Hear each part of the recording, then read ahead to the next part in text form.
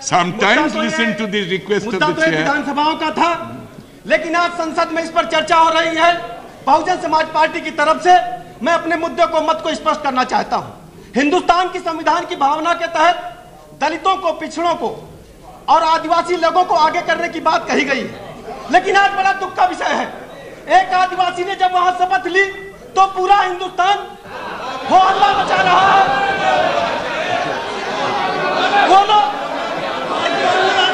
आज बोलो, सुन लीजिए मान्यवर, सुन लीजिए, सुन लीजिए, आज बोलो, सुन लीजिए, आज बोलो, सुन लीजिए, आज वो लोग हल्ला मचाने का काम कर रहे हैं, आज वो लोग हल्ला मचाने का काम कर रहे हैं। Quiet, please. Order in the house. Yes. बोलिए, अब खत्म कीजिए, खत्म कीजिए। बात करना चाहता हूँ। ब्रीफ। चमन को सींचने में कुछ पत्तियां झड़ गई होंगी, यही इल्जाम है मुझ पर बेवफाई का। और जिन्होंने कलियों को रौंद डाला, वो दावा कर रहे हैं चमन की रहनुमाई का। मेरे मित्रों, हो गया। किसी से छुपा नहीं है कि पूर्व राजग सरकार हो गया, क्या हुआ था। हो गया। किसी से तथ्य छुपा नहीं है। मैं आज संक्षेप में बोलिए, ठीक है। मैं स्पष्ट करना चाहता हूँ कि बहुजन समाज पार्टी की नीति और नीति है कि जो दबाए गए, कुचले गए, पछाड़े गए लोग हैं, उनको सत्ता में भागीदारी देनी पड़ेगी। जय हिंद, जय भारत। माननीय सभापति महोदय, रेल बजट पर बहुजन समाज पार्टी की तरफ से आपने विचार रखने का मौका दिया, धन्यवाद ज्ञापित करना चाहता हूँ। रेल मंत्री जी को भी धन्यवाद ज्ञापित करता हूँ आपके माध्यम से। उन्होंने बहुत नौजवानों को, छात्रों को, बेरोजगारों को, जो दलितों को, ग्रामीण क्षेत्र से आने वाले छात्रों को मुफ्त यात्रा का पास देकर धन्यवाद ज्ञापित करने का काम किया है। लेकिन बहुत ढेर सारी बातें हैं इस बजट में, जिनको पिछले बजट के भाषण के दौरान भी हमने कहा था, आज भी फिर दोहराना चाहता हूं। लेकिन माननीय सभापति महोदय, इन बातों को हम लोग कहते तो जरूर हैं, लेकिन इन बातों से कोई अमल में नहीं लाया जाता। एक कानून सर्वमत से पास करा दिया जाए कि जो हम लोग गला साफ करने का काम करते हैं। कुछ लोग यहाँ भाषणबाजी का काम करते हैं, भाषण माफिया बनने का काम करते हैं। अगर हम लोग कुछ बात यहाँ रखना चाहते हैं तो उन पर अमल होना चाहिए, अन्यथा लिखा पढ़ी में हो जाए, हम लोग दस्तखत करें, बाहर चले। ऐसे सदन, ऐसी कार्रवाई से भाग लेने से कोई औचित्य, कोई इसका सफल प्रभाव हमारे लोगों पर, हिंदुस्तान के लोगों पर नहीं पड़ने वाला।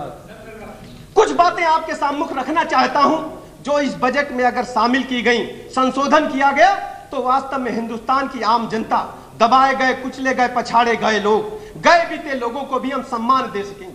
बहुत महत्वपूर्ण मुद्दा है सरकार, हिंदुस्तान में ट्रेन एक्सीडेंट्स की बाढ़ आई हुई है। जब भी देखिए ट्रेन दुर्घटना। लेकिन आप इस बजट में सेफ्टी के बारे में, लोगों की सुरक्षा के बारे में कितना प्रावधान किए हैं, इसका कहीं कोई स्पष्ट उल्लेख नहीं। रेलवे दुर्घटना होती है, कमेटी बना दी जाती है, समाचार माध्यमों में हमें दिखाया जाता है कि सबसे बड़ी रेल दुर्घटना, 200 मारे गए, 300 मारे गए, या ट्रेन का कोई डब्बा, या आग लग गई, या वो पुल के नीचे चला गया। लेकिन हम दुर्घटनाओं को रोकने के लिए हमने क्या उपाय किए? खन्ना समिति बनी, खन्ना समिति ने अपनी रिपोर्ट दे दी। उस रिपोर्ट देने के बाद खन्ना समिति ने अपने रिपोर्ट में स्पष्ट कहा था कि जो हम कह रहे हैं इसको लागू करिए। रेल लाइन को डबल लाइन करने के लिए कहा गया था, आमने सामने से टक्कर न हो, उसके लिए प्रतिरोधी उपकरण लगाने की बात कही गई थी। लेकिन इस बजट में इसका कहीं कोई उल्लेख नहीं। हमें बड़ा कष्ट होता है।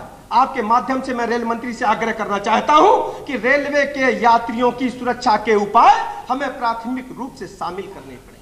दूसरी हमारी प्रमुख मांग है, रेलवे में जितने भी लोग यात्रा करते हैं, गरीब दर्जे के लोग ही यात्रा करते हैं, जो रिजर्वेशन नहीं करा पाते।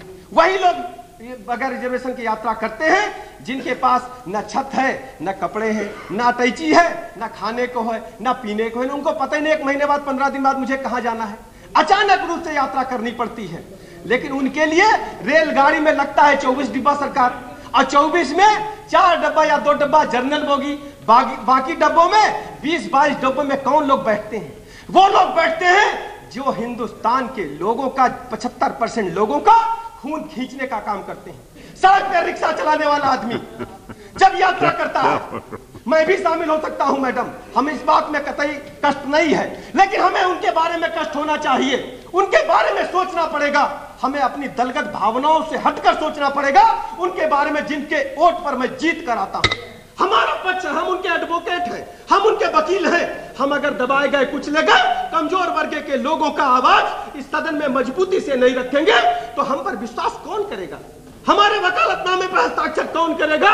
जिनकी वजह से हम आज यहाँ सदन में खड़े हैं, उनकी आवाज को हम मजबूती से रखना चाहते हैं सरकार, चाहे भारतीय जनता पार्टी के लोग हों, चाहे जो लोग हों, लेकिन जब तक दबे कुचले लोगों को हम ट्रेन में सम्मान न दे सके।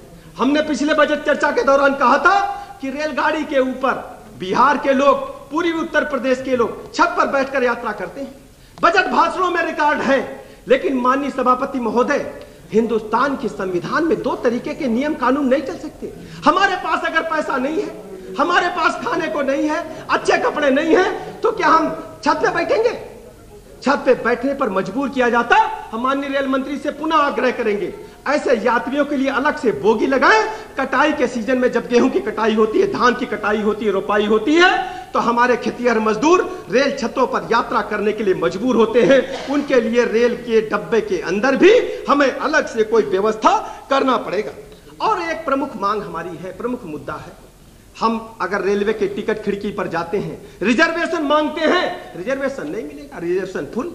लेकिन ट्रेन के डब्बे के अंदर आप जाएंगे, टीटी को 200 रुपए देंगे, कई बर्थे मिल जाएंगी। इसके पीछे कौन सा माफिया तंत्र है? माननीय सभापति महोदय, रेल मंत्री का ध्यान आकृष्ट कराना चाहता हूं। हमको इस ओर गंभीरता से देखना पड़ेगा कि रेलवे की संपत्ति है, जितनी जितनी आय है उसको हम दुगना कर सकते हैं अगर रेलवे की संपत्ति, रेलवे के साधनों को हम बचाने का काम करें। रेलवे के टिकट 200 रुपए में लखनऊ से दिल्ली तक की यात्रा, लखनऊ से उन्नाव तक की यात्रा, लखनऊ से पटना तक की यात्रा हमारे टीटी कराते हैं। यह नियम कानून में तो नहीं है, लेकिन माननीय रेल मंत्री जी के संज्ञान में जरूर होगा कि 85,000 रुपए प्रतिमाह एक टीटी से दंड वसूला जाता है। अगर वो बगैर टिकट रसीद काट करके 85,000 रुपए जमा नहीं करता तो उसको दंडित किया जाएगा। ऐसा इंटरनल कानून इनके यहाँ बना हुआ है। इसका मतलब चोरी होती है तभी तो WT का 85,000, उस पर एक सीमा तय कर दी गई कि 85,000 रुपए आप अवश्य जमा करेंगे। दूसरी कई प्रमुख मांगे हमारे बीच में है, हम सभी तो नहीं रखना चाहते, लेकिन कुछ मांगे आपके बीच प्रमुख रूप से रखना चाहते हैं। हमारे माननीय रेल मंत्री जी ने पूरे सदन को बताया, अभी हमारे बिहार के साथी भाई रामकृपाल यादव जी अपना भाषण कर रहे थे, उनके दिल में दर्द था कि बिहार को कुछ नहीं मिला। लेकिन एक सदन में बहुत स्पष्ट बात रखना चाहता हूं, हमारे गांव में कहावत कही जाती है कि घर को परसैया अंधेरिया रात, और दूसरी कहावत कह दूंगा, रामकृपाल जी क्षमा करिएगा, कि कहा जाता है कि ध्यान नहीं आ रहा, फिर बीच में बता दूंगा, घर को परसैया अंधेरिया रात। दूसरी बात कही जाती है कि अंधा बाटे रेवड़ी, अपने न अपने का दे। क्षमा करिएगा रामगोपाल यादव जी, क्षमा करिएगा सभापति महोदय, मैं जल्दी बात समाप्त करना चाहता हूं। उत्तर प्रदेश जिसने हिंदुस्तान को दिशा देने का काम किया, चाहे आजादी की लड़ाई की बात रही हो, चाहे स्वतंत्रता संग्राम रहा हो, हिंदुस्तान में जब जब सरकारें परिवर्तित हुआ करती हैं, उत्तर प्रदेश ने अगुवाई अपनी स्पष्ट रूप से की है। लेकिन उत्तर प्रदेश को क्या मिला? विगत 3-4 रेल मंत्री बिहार से हुए, इससे पहले साउथ से जाफर शरीफ साहब थे, लेकिन उत्तर प्रदेश की लगातार अनदेखी की जाती रही है। जानकारी के लिए सारे प्रधानमंत्री वहीं के हुए। मैं प्रधानमंत्री का मुद्दा उठाना नहीं चाहता रामकृपाल यादव जी, जब आप बोल रहे थे हम चुपचाप आपका भाषण सुन रहे थे। आप भी हमारे बात पुनः कि रेल मंत्री फीका होता है, प्रधानमंत्री की नहीं चलती। पाठक जी, बिहार के थे तब तक किसी से पाठक जी उधर ध्यान मत दीजिए। बिहार के लोगों की हितों की रक्षा के लिए माननीय रेल मंत्री जी ने 8 रेलवे कारखाने बिहार में लगाने का काम किया, वो इस बजट में है। मैं माननीय सभापति में होते आपके संज्ञान में आप तो अपनी बात कहिएगा। आपसे अर्ज करना चाहता हूं कि 8 कारखाने बिहार में, उत्तर प्रदेश और हमारा जनपद उन्नाव हिंदुस्तान का पिछड़े जिलों की सूची में शामिल है। मैं आपके माध्यम से अर्ज करना चाहता हूं, अपील करना चाहता हूं कि हमारे जनपद को भी एक छोटा सा कारखाना पहिया का न लगे तो रेलवे सीमेंट कंक्रीट का ही लगा दिया जाए। हम काफी धन्य होंगे अपने जिलों की आवाज उठाकर यहाँ आपके माध्यम से। और ढेर सारी मांगे हैं रामकृपाल जी, धीरे धीरे से नंबर पे आता हूँ, चिंता न करिए, आपको दर्द नहीं होना चाहिए, क्योंकि दर्द तो उन लोगों का है। पाठक जी कृपया समाप्त, यहाँ बैठे हैं, कृपया समाप्त करिए। हमारे कृपया समाप्त करिए। मुख्यालय से कृपया समाप्त करें, समाप्त करिए। माननीय सभापति महोदय, 2 लाइनें कहकर बात समाप्त करना चाहता हूं, क्षमा करें। हमारे उन्नाव जनपद से कई ढेर सारी रेलगाड़ियां बगैर रुके चली जाती हैं। एक तरफ कानपुर, जो हिंदुस्तान का औद्योगिक शहर है, उत्तर प्रदेश की औद्योगिक राजधानी कहा जाता है। लखनऊ, जो हिंदुस्तान की उत्तर प्रदेश की कैपिटल है, लेकिन उन्नाव जनपद पर कई प्रमुख रेलगाड़ियां बगैर रुके चली जाती हैं, जैसे गोमती, पुष्पक, मरुधर, चेन्नई एक्सप्रेस, भोपाल एक्सप्रेस। हमने रेल मंत्री जी से कई बार आग्रह किया है, अगर सभी रेलगाड़ियों को 2-2 मिनट का, 1-1 मिनट का स्टॉपेज दे दिया जाए तो राजस्व में भी वृद्धि होगी और उन्नाव जनपद के दबे कुचले लोग आपकी ट्रेन में यात्रा करके अपने आप को गौरवान्वित महसूस करेंगे कि हिंदुस्तान में एक उन्नाव जिला है जहां के लोग ट्रेन को निकलते नहीं देखते, उन पर बैठ भी लेते हैं। ऐसी अर्ज मैं आपके माध्यम से करना चाहता हूं। और 2 प्रमुख मांगे हैं, लेकिन आपने कहा समय समाप्त हो गया। समाप्त करिए। मैं आप समाप्त करना चाहता हूं। मैं जो आगे हैं मैं पटल पर रखे दे रहा हूं, उनको शामिल कर लिया जाए। आप रख दीजिए सदन। इन्हीं शब्दों के साथ मैं बात समाप्त करना चाहता हूं और आपसे उम्मीद करता हूं कि माननीय रेल मंत्री जी से जो मैंने सुझाव दिए हैं उनको शामिल किया जाएगा और अपने बजट भाषण में हमारी बातों का जवाब माननीय रेल मंत्री जी जरूर देंगे। जय हिंद, जय भीम। शेष मांगे आप ले